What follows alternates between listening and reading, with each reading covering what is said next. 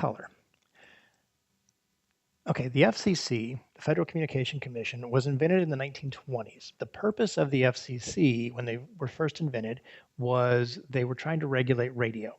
The problem they were running into with radio was that everybody was popping up with a radio station and they were stepping on everybody else's signal. So the FCC comes along and they says, we're going to pass out licenses so you can't just grab a signal. And then every station had to have a clear channel between it. So you couldn't put your station next to the next one. You had to have one station in between as the clear channel. And when television came along, it fell under the FCC's regulations as well. And so they set up a system where everybody got a channel. Now, color.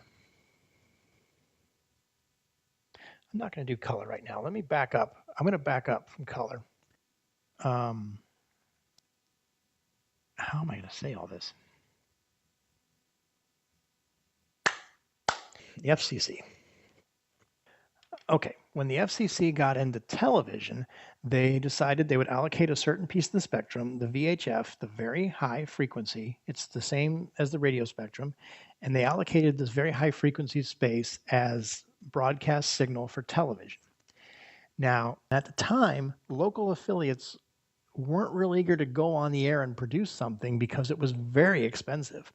So they were sort of limited to, they had to be tied to a network in order to get programming. At the time, you had ABC, NBC, CBS.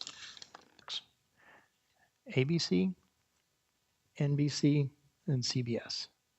American Broadcasting Corporation, National Broadcasting Corporation, and the Columbia Broadcasting Service. And these were the three networks. So everybody wanted to affiliate with a network because it was too costly to do your own programming. So you needed the network to do the basic programming.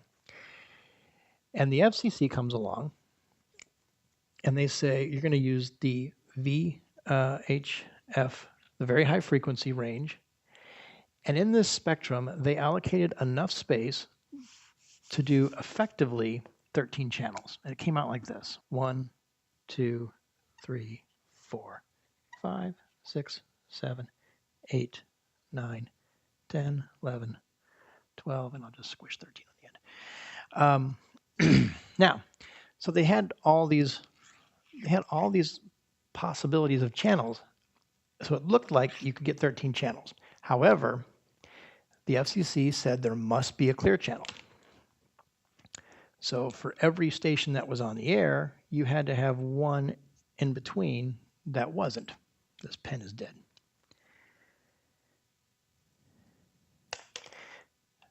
So let me get a different pen real quick.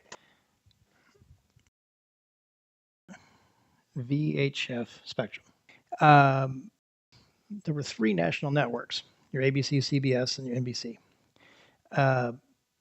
The federal government reserved Channel 1 for itself because they said at some future date they may want to have a national broadcasting channel that would come out of Washington or be the nation's channel. So they reserved Channel 1 for themselves.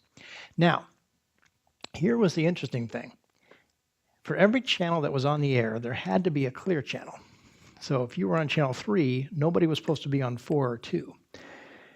So that meant you had, instead of 12 possibilities, you now had 1, 2, 3, 4, 5 possibilities for a TV channel because you had to leave these clear channels. Well, there were 3 networks. And the interesting thing, which channel do you think was the first one that was picked up in every major market? You know, it couldn't be 1 because 1 was reserved for the US. It shouldn't be 2 because 2 was going to have a clear channel for 1. So your logic may say it'll be 3. Well, in actuality, 4. 4 was the most in-demand channel on the spectrum. The reason was, if you took channel 4, you were forcing your competition to go down to 2. And then if you forced your competition to go down to 2 and the US government ever came on the air with their channel 1, they had to go away. So 4 was the most in-demand channel in every major market. People wanted to be channel 4 effectively to screw the pooch. So in theory, you should have channels 4. Nobody should be on 2 because it's next to 1. Nobody should be on 3 because it's next to 4. So in theory, you should have channels 4, 6, 8, 10, and 12. Those should be the channels that your TV set should be set up for. However, this was back in the day when people had to reach over and turn a knob and had to go click, click, click to find a channel. And the broadcasters got together and they said, why do we have to click 2 channels to get from 4 to 6? I mean, we understand the logic. We have to have a clear channel between us. But why are we forcing people to click twice? So in some markets, not all of them, in some markets, the FCC allowed an exception for 5.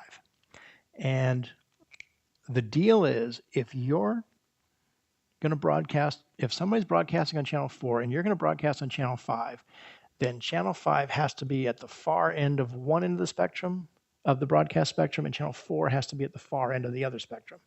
So there would effectively be a channel in between them. And then with this concession, they went ahead and allowed 2 to come on the air. Now, in theory, the people who took channel 2 were running a risk, because if the government ever came online with their channel 1, channel 2 is going to have to go away. But this is why you end up with channels 2, 4, and 5. And since there were 3 networks, that made sense. 2, 4, 5. Those are your 3 networks. In some markets, 7 got pushed down as an independent channel. And then usually 9 ended up being the PBS affiliate. And that's simply because by the time PBS came along, that was the next available channel space. So that's, in most markets, 9 is your PBS channel. Very few markets is 9 actually an affiliate. It's usually the PBS channel.